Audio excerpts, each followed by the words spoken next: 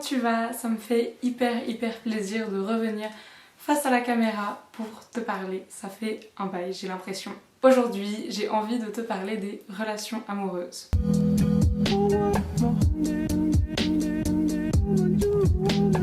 C'est d'actualité. Est-ce que tu savais que l'automne était la saison où le plus de personnes se mettent en couple et où les gens cherchent un partenaire pour passer les froids mois d'hiver? Je trouve ça vraiment fascinant, les relations, comment est-ce qu'on les crée, comment est-ce qu'on les maintient. Et par là, je veux vraiment parler de tous les types de relations, pas uniquement les relations romantiques. Platoniques, familiales, amoureuses, toxiques, les relations parasociales. D'ailleurs, pour ces deux dernières, toxiques et relations parasociales, j'ai des petites vidéos, je pose ça là si tu veux aller checker. On a tous tendance à mettre les personnes qu'on côtoie dans des cases, des catégories de relations. On a les connaissances, les amis, les meilleurs amis. Et pour les relations amoureuses ou les relations avec un facteur physique, c'est encore plus poussé. On a le couple, le plan cul, l'ami plus plus. Dans cette vision hyper traditionnelle et catégorielle de l'amour, les relations amoureuses qu'on peut créer avec quelqu'un sont complètement différentes de tous les autres types de relations qu'on peut avoir, dans le sens où il y a vraiment une progression qui se fait de cette relation à partir d'étapes hyper catégorielles. Il y a des étapes et des objectifs à atteindre jusqu'à obtenir le Graal de la relation de couple exclusif. Ces étapes, c'est par exemple le talking stage, donc au tout début de la relation, quand tu es juste en train de discuter ou que ça, par exemple, ça a beaucoup été créé par les apps de rencontre. C'est vraiment cette étape où tu apprends à discuter et peut-être même que vous vous êtes même pas encore vus, c'est juste par message. Ensuite, tu dates la personne, puis tu as l'étape de l'exclusivité et enfin l'étape où tu deviens un couple officiel. Et dans cette vision, si tu es dans une de ces étapes intermédiaires avec quelqu'un, parce qu'elles sont comprises dans cette espèce de guide étape par étape jusqu'à obtenir la finalité, la relation n'est pas perçue comme valide et réelle jusqu'à ce que tu atteignes la fin du parcours. Elle est vue comme une période de transition jusqu'à ce que les personnes atteignent cette étape de couple. Moi, je suis pas du tout d'accord avec cette vision des choses. Pour moi, c'est illusoire d'essayer de réduire des relations complexes entre êtres humains complexes avec plein de nuances à des cases qui sont très peu perméables entre elles. Il existe vraiment tout un panel de relations et pour ce qui est des relations amoureuses, personnellement, je le vois beaucoup plus comme un continuum qui n'est pas hiérarchisé. Alors bien sûr, le plus on se rapproche du couple, le plus il y a un plus grand engagement dans la relation. Ou en tout cas, c'est comme ça que ça devrait être. Mais ça, c'est ma vision et c'est pas forcément le cas. Chaque couple est différent et une relation n'est pas forcément plus profonde tout simplement parce qu'il y a une étiquette de couple marquée dessus. C'est possible par exemple, et tu devrais pas forcément te sentir mal, si dans ta vie tu as pu expérimenter une relation non exclusive où en fait tu t'es senti plus proche de la personne qu'avec des gens avec qui tu as été en couple. Pour moi, ces étapes dont je t'ai parlé avant, elles se retrouvent quand même, mais elles sont beaucoup moins perméables que ce qu'on voudrait nous faire croire. C'est-à-dire que des attributs de relation qu'on associe à une seule étiquette ou un certain type de relation peut se retrouver dans d'autres types de relations tout au long de ce continuum. Typiquement, je pensais il y a quelques années que le plus tu te rapproches du couple, le plus tu peux t'attendre à du soutien émotionnel de la part de ton partenaire. Mais en fait, c'est pas forcément le cas. Tous les aspects positifs de développer et de créer une relation avec quelqu'un ne progressent pas forcément de manière linéaire par rapport à l'étiquette qu'on leur donne jusqu'au couple exclusif. Comme j'ai dit avant, il y a autant de types de relations que de personnes dans le monde et chaque combinaison de personnes est unique avec son lot de compatibilité émotionnelle, physique et au niveau de leurs besoins. Donc, bien sûr que c'est possible que le fait d'être en couple t'apporte plus de soutien émotionnel, de profondeur à la relation, de sentiment d'être proche, capacité d'être vulnérable, d'avoir plus confiance en la relation, mais c'est pas systématique et ça peut aussi se retrouver dans d'autres types de relations que tu développes avec les gens. Et c'est ce fait-là, le fait que tu peux avoir des aspects positifs qu'on associe uniquement au couple exclusif dans d'autres types de relations considérées moins officielles, qui rend tous ces autres types de relations tout autant valides que la relation de couple exclusif. Et en fait, du coup, ces autres relations, elles sont tout autant valides et satisfaisantes que une relation de couple dans le schéma traditionnel, voire même mieux, parce qu'on connaît tous des gens qui sont en couple mais tu comprends pas trop pourquoi ils restent en couple, juste ils sont pas heureux et en fait c'est le statu quo où ils ont pas envie de partir de la relation parce que c'est confortable, mais où en fait peut-être qu'ils seraient beaucoup plus heureux avec quelqu'un d'autre ou juste tout seul. Et aussi le statu quo, ce que les gens s'imaginent quand tu parles avec tes amis, par exemple tu dis ah voilà je fréquente quelqu'un et tout le monde s'imagine que ce que tu veux, ce vers quoi tu tends, c'est d'obtenir ce statut de relation de couple, ce petit stamp of approval et genre... Et en fait, pas forcément. Et si on compare, on a vraiment cette vision des choses que avec les relations amoureuses. Parce qu'avec les relations de type plus amical, on n'a pas ça. On a tous des connaissances, des amis, des meilleurs amis.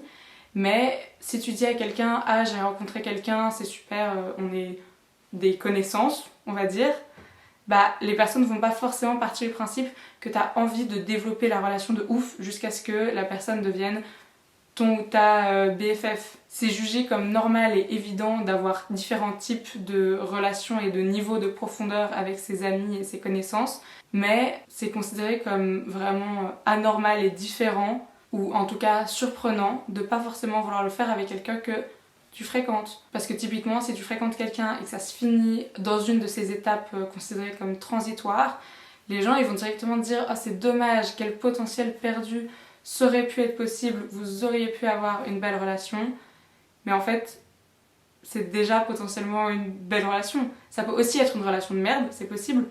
Tous les types de relations peuvent être bonnes ou mauvaises, mais c'est pas forcément un potentiel perdu. Après, bien sûr qu'on peut avoir envie d'être en couple officiel et exclusif. Je suis pas en train de dire que être en couple c'est complètement de la merde et que personne ne devrait jamais faire ça. C'est beau d'être en couple. Mais pour moi, c'est pas forcément quelque chose qui coule de source si je suis attirée par quelqu'un.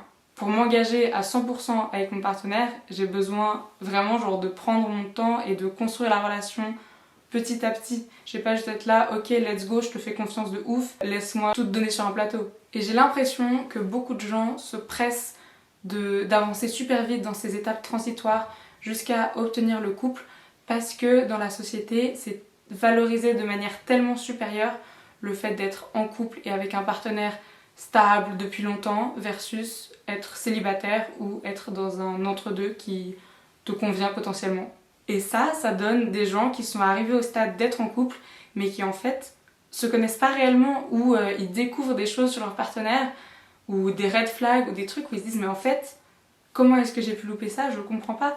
Et pour moi c'est impensable d'apprendre à connaître quelqu'un après avoir décidé de m'engager. Donc clairement je trouve et je conseillerais ça à tout le monde de plutôt faire l'inverse parce que t'as pas envie de te tromper sur qui tu penses que la personne est et c'est pas quelque chose que je prends à la légère. Être avec moi ça se mérite, tu vois. C'est du travail quand même d'être dans une relation.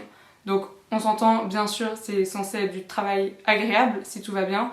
T'es censé avoir envie de faire plaisir à ton partenaire, de passer du temps avec, faire des compromis, d'être là pour la personne. Mais au final, c'est quand même tes ressources que tu partages avec l'autre. Le couple est vraiment vu comme la relation la plus importante que tu puisses avoir dans ta vie. Et pour moi, ça c'est une idée qui est un peu compliquée. C'est chouette d'avoir un partenaire, mais j'ai pas envie de dire que cette personne passe en priorité devant tout le monde. Déjà, ça me paraît évident qu'avant d'avoir rencontré cette personne, j'ai eu la chance et la possibilité de créer et nouer des liens forts avec d'autres gens. Et j'ai pas envie de laisser tomber ma famille et mes amis pour cette nouvelle personne.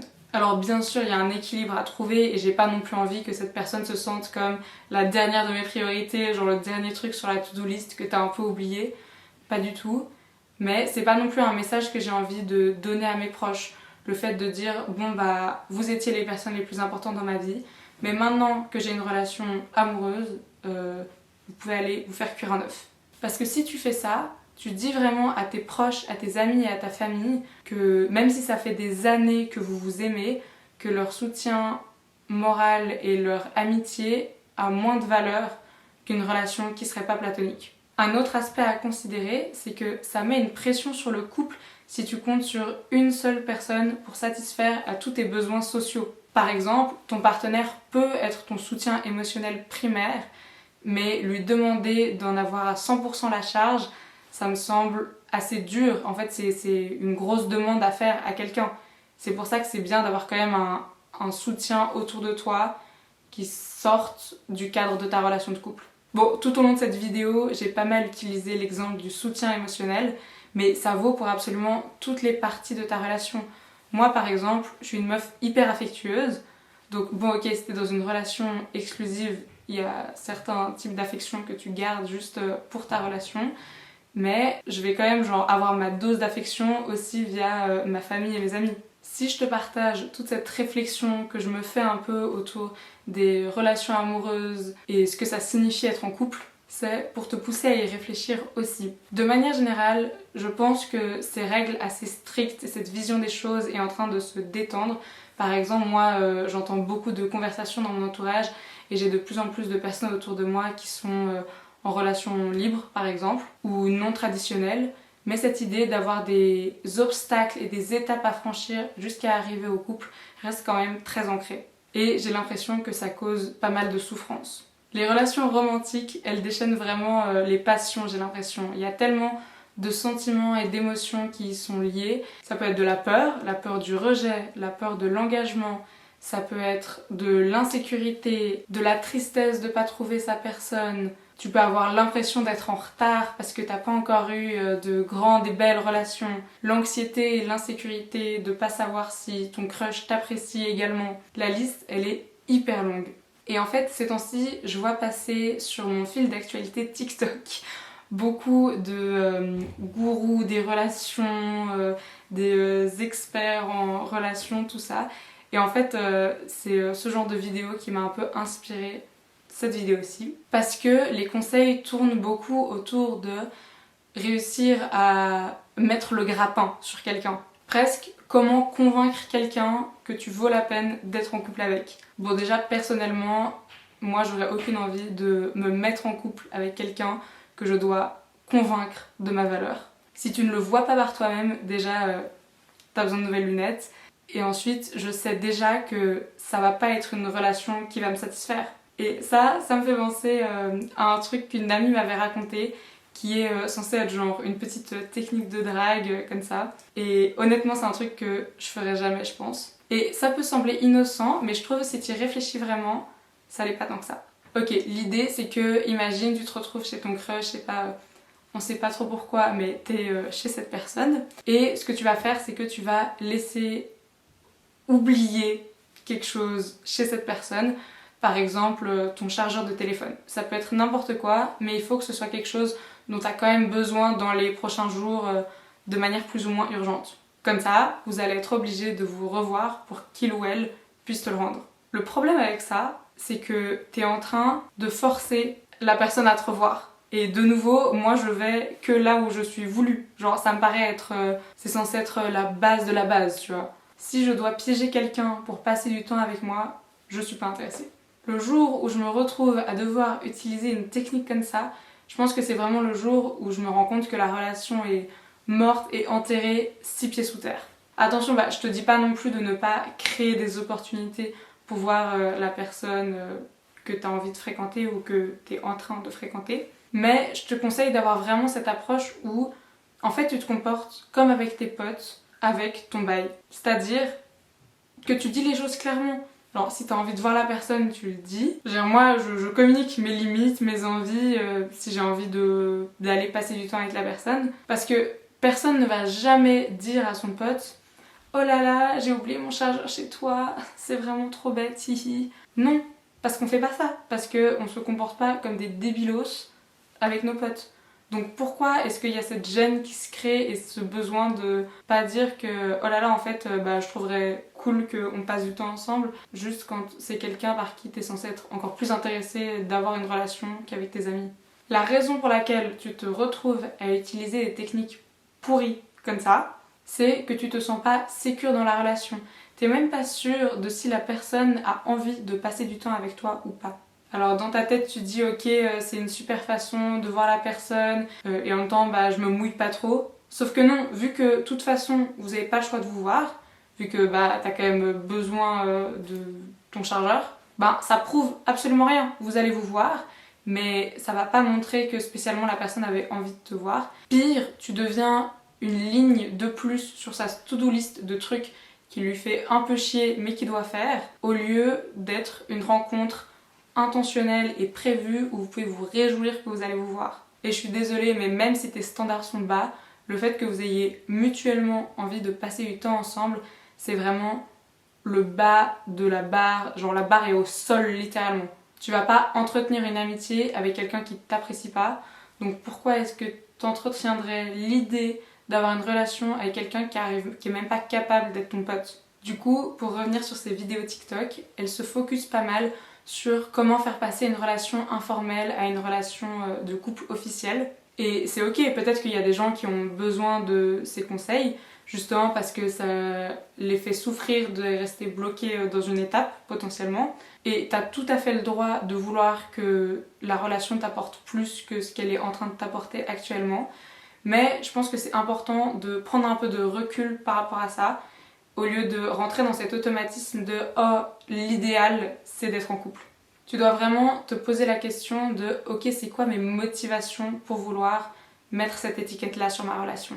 Est-ce que c'est parce que authentiquement tu cliques à 100% avec cette personne et c'est génial et t'as envie de t'engager à 100% et l'autre personne a aussi envie de s'engager à 100%? Ou bien est-ce que c'est parce que t'as peur de les perdre, t'as peur d'être seule, t'arrives pas à croire que lorsqu'ils te montrent leur affection ou leur amour que c'est vraiment véritable tant que vous avez pas cette étiquette? Mis à part la première raison, spoiler, si t'as répondu oui à toutes les autres questions, c'est une raison plutôt dysfonctionnelle de vouloir te mettre en couple. Dans ce cas-là, te mettre en couple, ça masquerait tes symptômes, en gros, mais pas du tout ton mal-être et tes problèmes latents. Et si toi, par exemple, tu penses que tu veux être en couple et la personne que tu fréquentes n'en a pas envie, mais qu'en réalité, la seule raison pour laquelle tu veux être en couple, c'est pour une de ces raisons pas ouf, et bah t'es en train de souffrir pour rien en fait.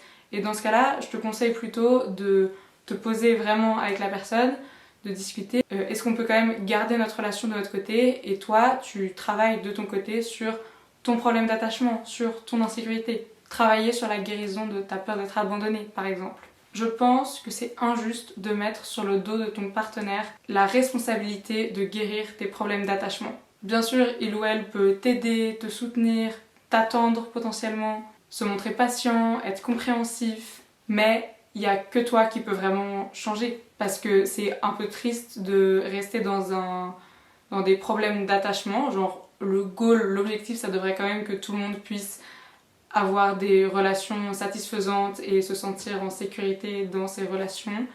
Donc pas être trop anxieux, pas être trop évitant, mais il faut que toi t'aies envie de progresser, tu vois. Petite side note, si jamais cette notion de type d'attachement dans les relations et tout, ça t'intéresse, tu peux me le faire savoir dans les commentaires parce que j'hésite à potentiellement faire une vidéo sur ce sujet de manière plus en profondeur. Donc, avant de te mettre en couple avec quelqu'un, ou même ça vaut pour tous les types de relations, avant de t'engager dans un type de relation avec quelqu'un, sois vraiment au clair de ce que tu veux. C'est une super mauvaise idée que de te compromettre et compromettre ce que tu veux pour une autre personne. Donc, pour que ça marche, il faut que tes limites et tes envies soient alignées avec les siennes. Tu te dois à toi-même de te respecter et de les respecter, et l'autre te doit à toi de les respecter également, même si elles sont pas alignées. Il faut vraiment communiquer, tu peux pas rester dans une espèce de flou où potentiellement vos perceptions de ce que vous êtes en train de créer comme type de relation, ça matche pas, si c'est pas égal. Après, au sein du type de relation que vous avez choisi, avec vos limites et envies que vous créez ensemble, là vous pouvez faire des compromis. Genre c'est une mauvaise idée de te compromettre, mais c'est essentiel de faire des compromis. Tout simplement parce que vous êtes deux personnes distinctes avec quand même des différences au niveau de vos besoins et de ce dont vous avez envie. Et du coup, pour ces petites choses, il va forcément falloir tweaker la relation au fur et à mesure et ça risque d'évoluer avec le temps afin que tout le monde puisse être content avec ce qui est en train de se passer. Et voilà, c'est déjà la fin de cette vidéo. J'espère qu'elle t'a fait un peu cogiter et remettre en question ta vision du couple et un peu toutes ces idées préconçues qu'on a en tant que société par rapport à tous les types de relations qu'on peut avoir. Comme toujours, j'attends ton avis en commentaire, ça m'a fait extrêmement plaisir de te parler. Pense à t'abonner à ma chaîne, ça me fait toujours hyper plaisir aussi. Et à la prochaine!